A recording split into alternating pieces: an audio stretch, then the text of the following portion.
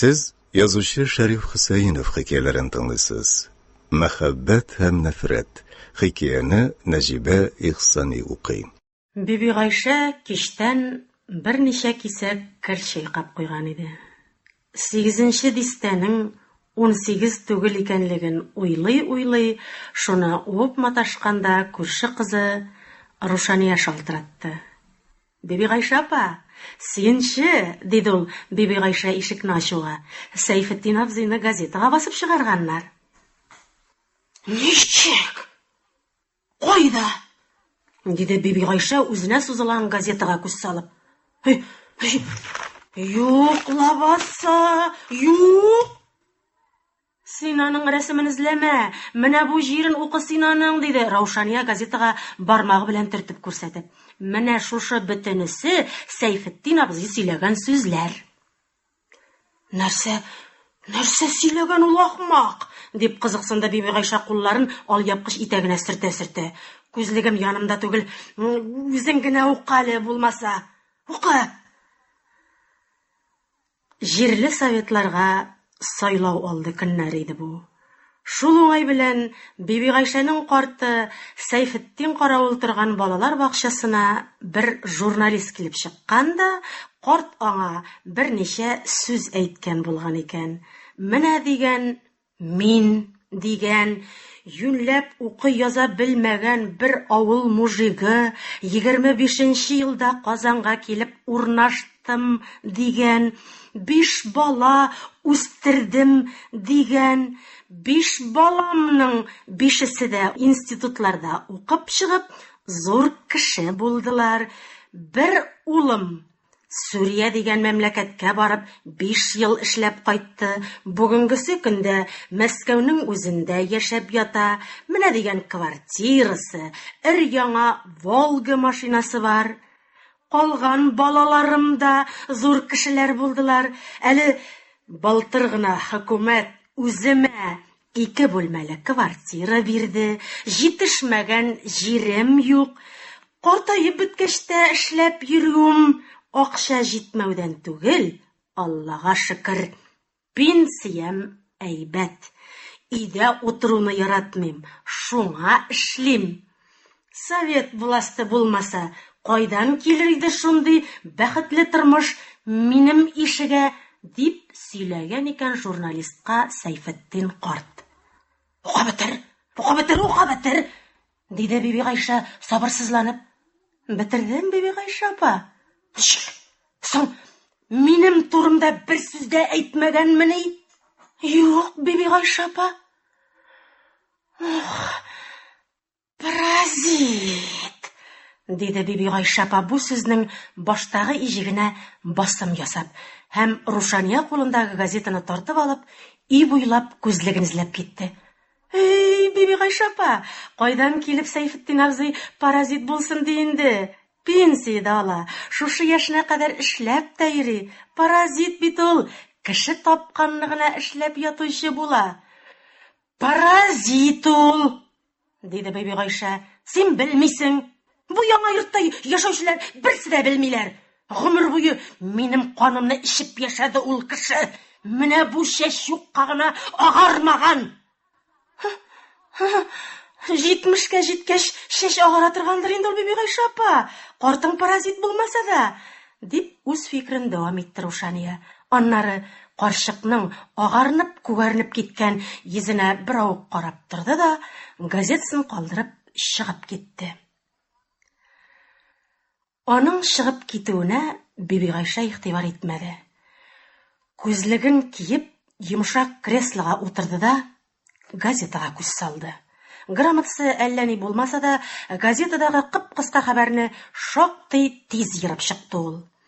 Qarşığı Bibi Gayşe turunda Seyfettin qart şınnan da bir sözde әйтмәгән eken şol. Şodrat deri. Parazit, dip yarsıdı Bibi Gayşe. Minim balalarım da minim balalarım imiş. Hurlanıp ölersin labasa bu hurlukka. Koydan kilip çıkıp onun balaları bulsunlar alar. Bibi Gayşe balaları alar. Şuna alar şundu yakşı bulup çıktılar da. балаларының Биби Гайша балалары икәнлеген бөтен халык белә. Дөрес, бу яңа йортта бик белеп бетермиләр. Әмма элек үз йортлар белән Пырхавайда яшәгәндә бөтен урам белә иде. Бер генә кеше дә ул балаларны Сәйфетдин балалары дип әйтмәде. Биби Гайша балалары, Биби Гайшаныкы дип йөрттеләр. Башка кешеләрнең балаларын Ибрай балалары, Сабирҗан балалары дип аталары исеме белән йөртәләр. Аларның балаларын Биби Гайша балалары диләр. Хәтта урамга чыккан мәчесенә хәтле Биби Гайша мәчесе дип йөртәләр иде. Йортны да, ялгыш кына булса да, Сәйфетдин йорты дигән кеше булмады. Биби Гайша йорты, һич югында Биби Гайшалар йорты дип әйтә торганнар иде. Ни өчен шулай ул? Ни өчен кеше йорт җирне дә, бала чаганы да Биби Гайшаныкы дип әйтә? Чөнки Сәйфетдин чүпрәк. Чөнки йортны йорт итеп, тормышны тормыш итеп Биби Гайша тота. Биби Гайша булмасамы? Биби Гайша булмаса булачак хәлләрне сөйләп кенә бетерерлек түгел аларны. 2 бүлмәле квартира алдым дигән бит. Паразит! Алдык дип тә әйтмәгән бит әле шуны. Алдым дигәне. Тоттырырлар иде сиңа 2 бүлмәле квартираны. Әгәр Биби Гайша үзе исполкомга барып, Михайлов дигән кешенең якасына ябышмаган булса. Бугазына кантар булып тыгылган ачуына була-була, Биби Гайша кирнуарга тотынды. Куллары кир уды, теле Сәйфетдинне сүкте. Кайтсын гына әле, кайтып күзенә генә күренсен. Паразит! Күрмәгәнен күрсәтәчәк ул сиңа Биби Гайша моның өчен. Туктале. Соң, нигә дип ул шушы гомергә тиклем кайтмый? Кайтып керергә курка имансыз. Биби Гайшаның ачуы басылганын көтә. Юк, басыла торган гына ачу түгел бу. Гәзитләргә басып чыгарып, үзен бөтен халык алдында рисва иткәнне Биби Гайша булай гына калдырмаячак. Биби Гайшаның яшьлеге давыллы елларга туры килде. Ул балалыктан чыгып, талдай зифа буйлы, алмадай алсу йөзле кыз булып өлгереп җиткәндә, гражданнар сугышы бара, дөньяларның шактый булганган чагы иде. Аннан ел ябык килде, ачлык башланды. Билгеле инде, андый чакта авыл халкында өйләнү яки кыз бирү кайгысы түгел, тамак кайгысы. Өстәвенә, егет җиләннең борын астына тик кунырга өлгерми, сугышка алалар. Шунлыктан инде буйга җитеп, узып барган сылу һәм чибәр Биби Гайшаны сораучылар әллә ни күп булмады. Сабый чакта ук кулагын тешләп куйган, Биби Гайшаның үсеп җиткәнен көтеп йөргән Чытыр Гарифулласы Герман сугышында ук юкка чыкты. Биби Гайшага гыйшык хатлары җибәреп, Бишмәт кесәсенә исле сабыннар тыккан Хәнәфинең үлем хәбәре килде. Яр буе Шәмсиянең Шадра Сәйфетдиненә сорап килгән яучыны шактый тәкәллефсезлек күрсәтеп кире борып җибәрделәр. Бөтен тирә-якта дан тоткан кызымны Шәмсинең Шадра малаена биреп торасым юк әле, диде Мөхәммәд Шабзы яучыга. Бәлкем шул тиклем тупас итмичә җылырак сүзләр белән дә кире борып җибәрергә мөмкин булгандыр ул яучыны. Ләкин дуамаллыгы белән аты чыккан Мөхәммәд Шабзыйның 200ләренә торган гадәте юк иде. Биби Гайша шулай әле күзгә бик үк ташланмыйча, сизелер-сизелмәс кенә олыгая, картая башлаган көннәрнең берсендә авылга берничә атлы килеп төште. Читтән килгәләп торган мондый кешеләргә авыл халкы инде күнегеп беткән. Аларның ни өчен килеп йөрүләрен дә бик яхшы белә иделәр. Бирергә килмиләр, алырга киләләр. Ат сырыйлар, икмәк сырыйлар, сорап бирмәгәннәрнекен тартып та алып китәләр иде. Бу юлы да авыл халкын мәчет янындагы мәйданга җыйдылар. Килүчеләрнең берсе нутык сөйләп алды. Җәмәгать диде. Кала халкының икмәге юк. Кала халкы сезнең туганнарыгыз булган эшче сыйныфы аш утыра диде. Сез, авыл халкы, крестьяннар, калада яшәгән туганнарыгызга ярдәм итәргә, икмәк бирергә, аларның балаларын аш үлемнән коткарып калырга тиешсез диделәр. Бу сезнең мактаулы бурычыгыз дип тә истәп куйды берсе. Тик мондый үгет насихаттан авыл халкы күптән гарык иде инде. Берәү дә янчыгын шишеп ташларга ашыкмады. Турысын гына әйткәндә, артык икмәге булган кеше авылда юк та иде. Булган кадәресе инде күптән сатылган, моннан алдарак килгән кала кешеләре тарафыннан алып кителгән иде. Пешәнесте җитеп килгәндә, инде быелгы уңышның ниндирәк булачагы хакында сүзләр куерганда, кемдә инде артык икмәк булсын. Шул берәр килем-китем, я булмаса туймазар ясарга ниятләп торган кешегә булса гына инде. Гражданнар сугышы басылып, тирә-як авылларга дөнья сугышы әсирләре кайткалый башлагач, Гарифулланың әти-әнисенә җан керде. Әнә лабаса, үгез куагы җиһаншасының малае 6 ел юкка чыгып торганнан соң кайтып төшкән. Әсирлеккә эләгеп, Мадияр дигән халыкта яшәп яткан булган. Гарифулла да исән саудыр бәлкем ул да шулай кайтып төшәр. Ходай Тәгаләнең рәхмәтләре киң булып, таза сау килеш кайтып килә калса, озакка сузмыйча гына егетне башлы күзле итәргә кирәк булыр. Кечкенәдән баглап куйган, үсеп җиткәч тә күңеленә охшаган Биби Гайшәсе олыгаеп бара югыйса.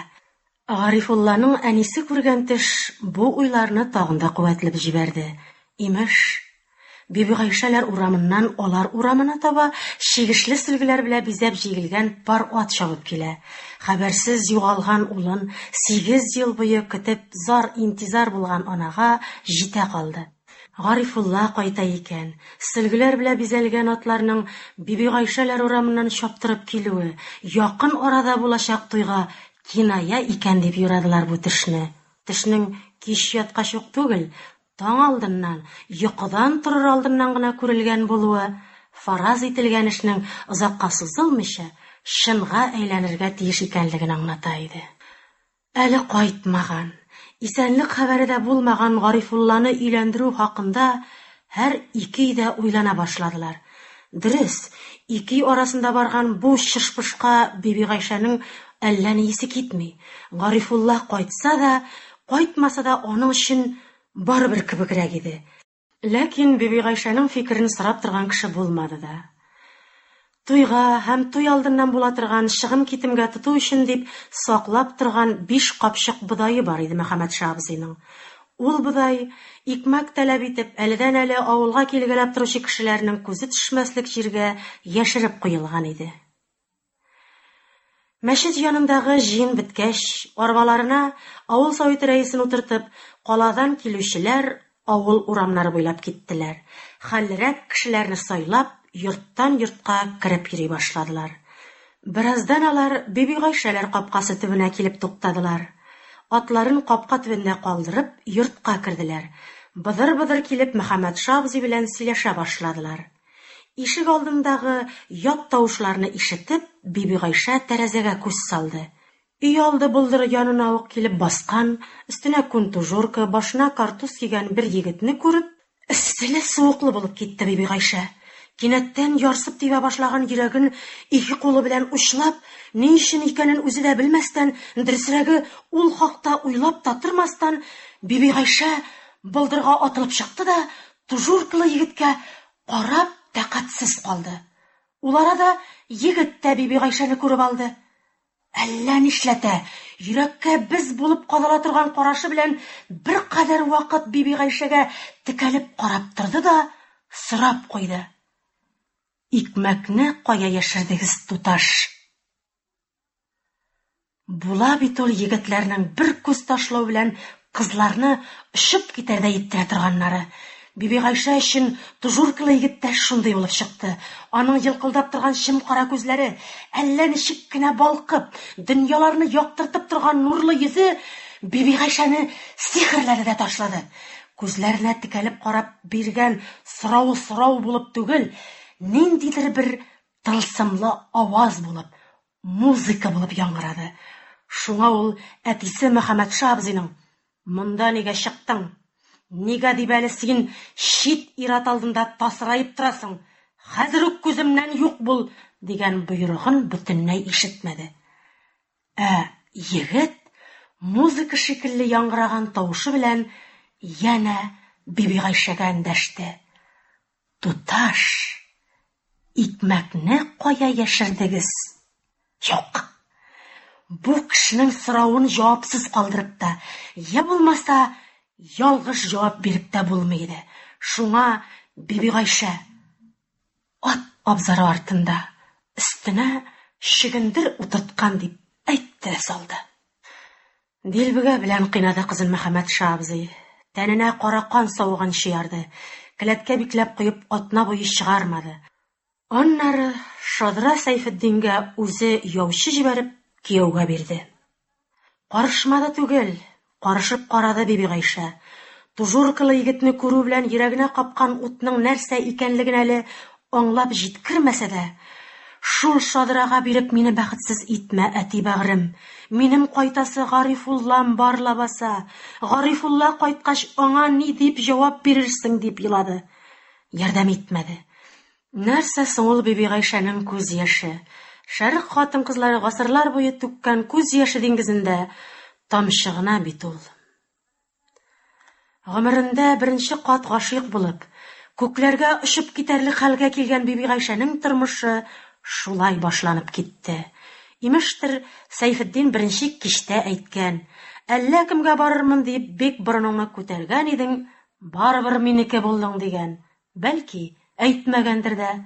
Ни дисәң дә, Сәйфетдин Биби Гайшәне яраткан булган бит.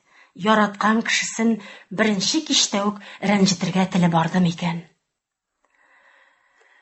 Катлаулы еллар иде ул чакта. Авылдан авылга, өйдән-өйгә берсеннән-берсе шомлырак хәбәрләр йөри.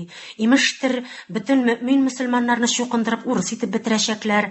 Әллә кайсы авыл мәчетенең манара башындагы аен бәреп төшереп, тәре кадаклап куйганнар ди. Имеш, озакламый мал туарда, ир белән хатын да уртак булачак. Шуңа риза булмаганнарны Себергә сөрәчәкләр. Шундый имеш-мимештән, аңшыңнан, аннан да бигрәк, ничәмә ел гыйшык тотып йөреп алган Биби Гайшәнең күңел түренә сукмак сала алмыйча башы каткан Сәйфетдин көннәрдән бер көнне хатынын ияртеп тотты да ягага чыгып китте. Биби Гайшә карышмады. Бу читкә чыгып китүдә ниндидер бер томанлы өмет бар иде аның өчен. Күңеленең әллә кайсы җирендә кытыклап, әллә нәрсәгә адарындырып торган яктылык бар иде. Белгән дә юк лабаса әле. Бәлкем, аның тужуркалы бәхте дә шунда, алар барачак Казанда яшидер. Казанга килеп бер заводка эшкә урнаштылар алар. Баштарак тулай торактан урын бирделәр. Бераздан беренче балалары тугач, барактан бер бүлмә бирделәр. Күктән ак кош тотмасалар да, үзләре белән бергә яшәгән, бергә эшләгән кешеләрдән ким яшәмәделәр.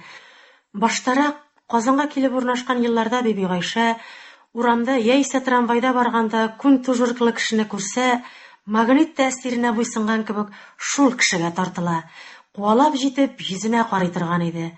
Ул елларда күн тужурка кию модада булганга, андый кешеләр шактый еш очрый иде Биби Гайшәгә. Ләкин ул зарыгып көткән, күзенә пәри булып күренгән ире кырында ятканда сагышланып хыялланган кеше очрамады. Бер генә тапкыр күреп, ике генә сүзен ишетеп гашыйк булган кешесен бик озак оныта алмады Биби Гайшә. Ичмасам, исемен генә белеп калган булсам да, бу тиклем читен булмас иде дип ачыргаланды. Тужуркалы егет үч иткән шикелле күңеленнән китмәде. Һаман исенә төшеп, гел күз алдына килеп үчекләп торды. Ул Биби Гайшәне әллә кайларга чакырды. Ничәмә еллардан бирле ир белән яшәп тә Биби Гайшә аңламаган, төшенмәгән, ләкин дөньяда барлыгын сизенгән, сөмерләгән, әллә нинди рәхәткә, күзләрне чагылдырырлык нурга манчылган хыялый дөньяга өндәде. Тик кайдан һәм ничек тапсын соң инде ул бәхетне Биби Гайшә? Ул бит Йосыфны төшендә күреп гашыйк булган, уянгач та эзләп киткән һәм эзләп тапкан әкияттәге Зөләйха түгел, иске татар авылының гап-гади бер кызы гына иде. Тора-бара Биби Гайша язмышына буйсынды, ләкин иренә буйсынмады. Бер-бер артлы дөньяга килгән, берсен-берсе куышып үсеп киткән 5 бала да аңа ире Сәйфетдинне яратырга түгел, хөрмәтләргә генә булса да ярдәм итмәде. Әйтерсең, ул балалар әллә кайдан, гаептән барлыкка килгәннәр. Әйтерсең, аларның булуында Сәйфетдиннең һич нинди катнашы юк. Гомер уза торды. Тормышның ачысы тишесе, дөнья мәшәкате, вакыт сереме. Кайчандыр Биби Гайша күңелендә шытып чыккан, ләкин үсеп китеп, чәчәк атарга насыйп булмаган мәхәббәт гөлен корыткан шикелле булды. Аның урынына күңелендә нәфрәт агачы үсә башлады. Ул агачта җәендә, кышында, язында, көзендә бер туктаусыз өлгереп торган чәнечкеле җимешләрнең бар ачысы Сәйфетдингә эләкте. Тик торганнан гына да, тик тормаганга да килеп чыга торган күңелсезлекләрнең, борчу һәм кайгыларның һәр кайсын Сәйфетдиннән таба. Шулар өчен иренә бәйләнә, ирен талый торган булып китте Биби Гайша. Сәйфетдин өйгә соңгарак калып кайтса, бу гомергә тиклем кайда сәбәрелеп йөрдең дип канәгатьсезлек белдерде. Сәйфетдин өйгә иртәрәк кайтса, нигә шул тиклем ашкынып кайттың? Әллә монда безне бәлеш ашап утыралар дип белдеңме дип бәйләнә. Сәйфетдин берәр эшне үзенчә эшләп куйса, син паразитның кулыннан эш киләмени дип сүкте. Үзе берәр эшне ялгышрак итеп эшләп куйса, син паразит белән яшәп башым мингерәүләнде дип талады. Балалар өйгә берәр шатлык алып кайтса, билгеле инде Биби Гайша аркасында. Балалар борчу китерсәләр, сүз дә юк, монда Сәйфетдин гаепле. Утырса, утырып торышларын, торса, басып торышларын ышатмады ул Сәйфетдиннең. Хәтта төннәрендә этле-мәчеле яшәгән ир белән хатынның да берәү вакытка таныштыра, татулаштыра, көндезге үпкә һәм ачуларны оныттырып тора торган төннәрдә дә Биби Гайша Сәйфетдинне ихлас күңелдән якын итә алмады. Ярады инде шунда, ике күзен чытырдатып йомгач. Биби Гайша яратмады дигәч тә теге Сәйфетдин булай бөтенләй хатын-кызга охшамаслык ир түгел иде. Аның иркәләп, назлап хатын-кызны балавыздай эретеп җибәрә белә торган кайнар кочагы, кайчандыр Биби Гайшаны эзелеп яраткан, бирелеп һәм онытылып мәңге яратырга, яраткан кешесе өчен мөкиббән китәргә әзер торган олы йөрәге бар иде. Тик Биби Гайша моны аңламады. Бәхетле булу өчен җаның сөйгән кеше белән яшәү генә җитми. Ул кешенең дә сине яратуы кирәк икән шул. Бу хакыйкатьне Сәйфетдин кешедән ишетеп түгел, китаплардан укып та түгел, язмышның ачы кәшәсен туйганчы ишеп аңлады. Салгалап та карады ул, оныта да, онытыла да алмады. Язмыш ачысы аракы ачысы белән кушылып, тормышын тагын да ныграк шыксызландыра гына торды.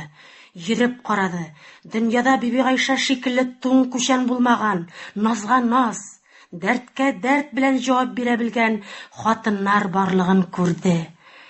Сәйфетдиннең бу эшен бик тиз сизеп алган Биби Гайша моңа сыңар керфегендә селкетмәде. Йөрсен, миңа димәгә ич чукынып китсен.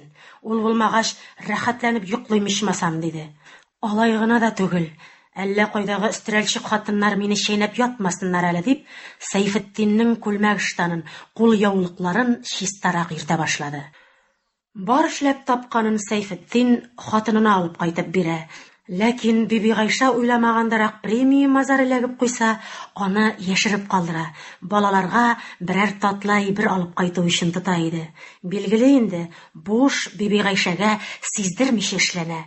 Ихтимал шуңадыр, ата белән балалар арасында яшерен, аналарына бик үк сиздерергә ярамаган дуслык урнашты. Һәм бу дуслык балалар үсеп җиткәч тә бөтенләй үк бетмәде. Дөрес, әниләре әтиләрен сүккәндә алар бик катнашмыйлар, битараф калырга тырышалар. Ләкин балаларның үзен яратуларын, ихтирам итүләрен Сәйфетдин сизеп яши. Бу хәлне Биби Гайша да сизенә. Бу сизенү аны тагын да ярсыта, шыгырыннан чыгара төшә. Имансыз, шадыра урыс, паразит кебек сүзләр Сәйфетдиннең колак төбендә көне-төне яңгырый. Ул хатын кая барырга кушса шунда бара, ни эшләргә боерса шуны эшли. Килешмәүнең, я булмаса, Ходаем үзең сакла, карышуның мөмкин икәнлеген Сәйфетдин уйламый да. Сәйфетдиннең үзенең ниндидер уй-фикерләре, теләк омтылышлары бармы, юкмы, моның белән беркем кызыксынмый. Хатын нәрсә алып кайтып ыргытса, шуны кия. Алдына ни чыгарып куйса, шуны ашый. Бу кичә калган аш икән, фәлән фәсмәтән дип бер кайчанда сырланмый. Сырлана башлауның ничек бетәчәген яхшы белә. Әле син аш тикшереп утырасыңмы, ни паразит, диячәк Биби Гайша, һәм җилтерәтеп килеп алдындагы тәлинкәне тартып алачак та чүп чатындагы чиләккә илтеп аударачак. Шунысы гаҗәп. Үзен кешегә дә санамаган. Бер туктаусыз кыерсытып һәм җәберләп торган хатын белән ярты гасырга якын яшәп, аерылу турында уйлап карамады Сәйфетдин. Башка кеше белән, башкача яшәү турында хыялланмады. Менә шулай уй һәм теләк омтылышларын үз-үзеннән яшереп, үзенең кеше икәнлеген онытып, Биби Гайшаның тиргәү талауларын ишетеп яшәү аның өчен табигый бер нәрсәгә әйләнгән. Аның ихтияҗына әверелгән иде. Ул хатынының күләгәсе сыман. Теләсә Биби Гайша аңа игътибар да итми, теләсә таптап йөри. Биби Гайша да башкача тормышны күз алдына да китерә алмый. Тиешлегә дә, тиешсезгә дә бәйләнеп, көн-төн Сәйфетдинне сүгеп яшәү Биби Гайша өчен җан азыгы. Алай гына да түгел. Сәйфетдин берәр җиргә китсә, озаграк юкка чыгып торса, Биби Гайша аны юксынган кебегрәк тә була, түземсезләнеп кайтканын көтә башлый. Кайтып кергәч, тагын үзенекенә тотына. Я берәр нәрсәдән гаеп табып, я үзенең кәефе китеп торуына сылтау итеп, Сәйфетдингә ябыша. Менә шулай яшәп картайдылар алар.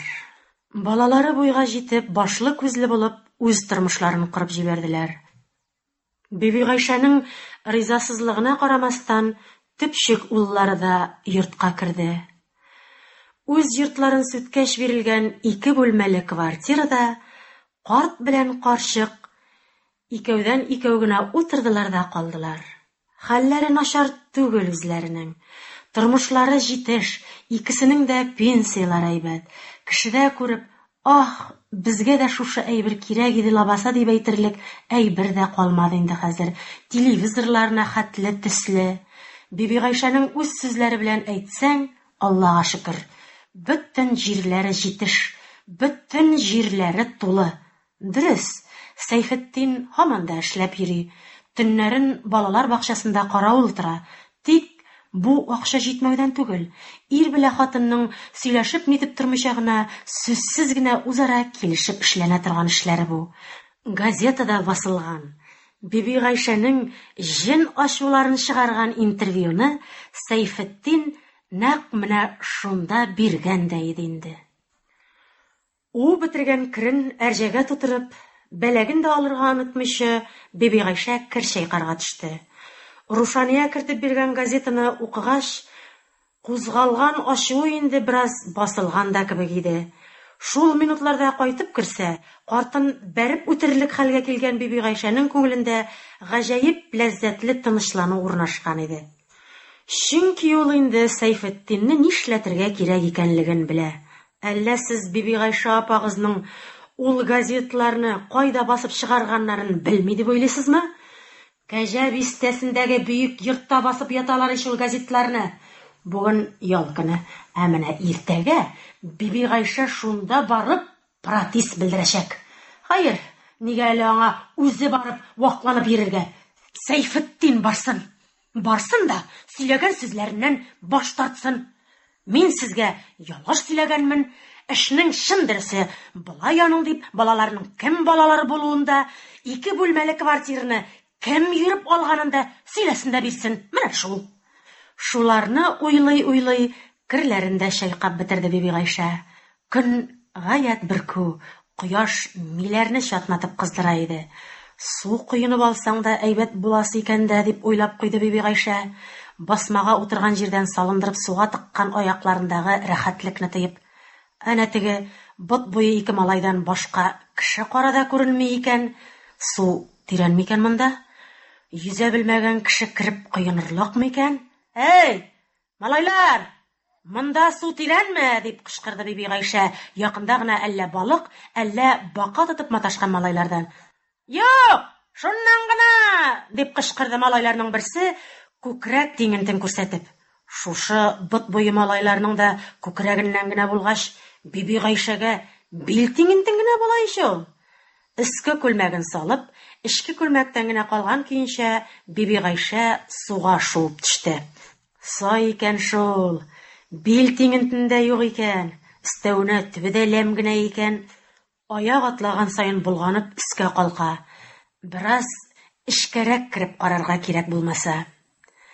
Кояшның матур кыздыруыннан, җылымса суның тәненә кагылуыннан, кәефе килеп, учы белән битенә су сибә-сибә, Биби Гайшә берничә адым эчкәрәк атлаган иде. Әнекәй генәм, аяк астындагы су төбе кинәт кенә юкка чыкты. Биби Гайшә суга чумды.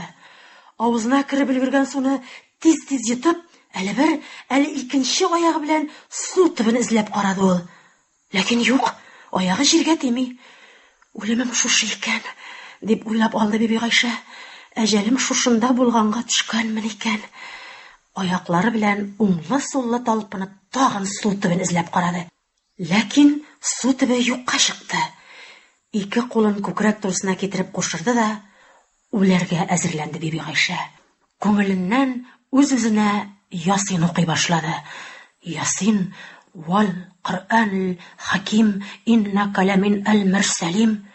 Шушы берничә мизгел вакыт эчендә Ясин сүзләренә уралып, башына 40 төрле уй килде. Газга аш куеп киткән иде. Теге имансыз тиз кайтмаса, кайна бетеп ут чыкмаса ярар иде инде дип уйлап алды ул. Эчке күлмәге йыртылган иде. Үле гәүдәсен су төбеннән табып чыгаргач, тәнен чит кешеләр күрер инде. Иртәрәк үлеп китү була инде бу.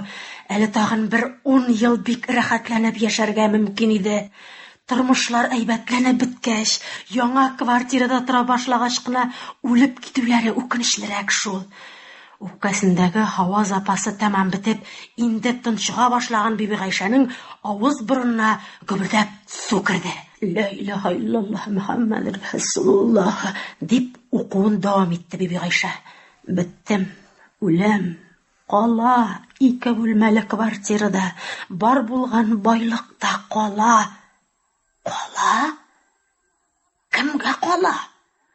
Сәйфетдингәме? Калдырмыйм дип кычкырып җибәрде Биби Гайшә. Үләргә әзерләнеп, күкрәк турысына китереп кушырылган кулларын кинәт булгый башлап. Калдырмыйм ул имансызга! Һәм пылт итеп су өстенә калкып чыкты. Аяклары да су төбен эзләп тапты. Биби Гайшә батып үлә язган су, бактың исә, аның күкрәгенә дә җитми икән. Аягы кинәт тайып китүдән куркып, тезләре сыгылганга күрә генә суга күмелгән икән лабаса ул.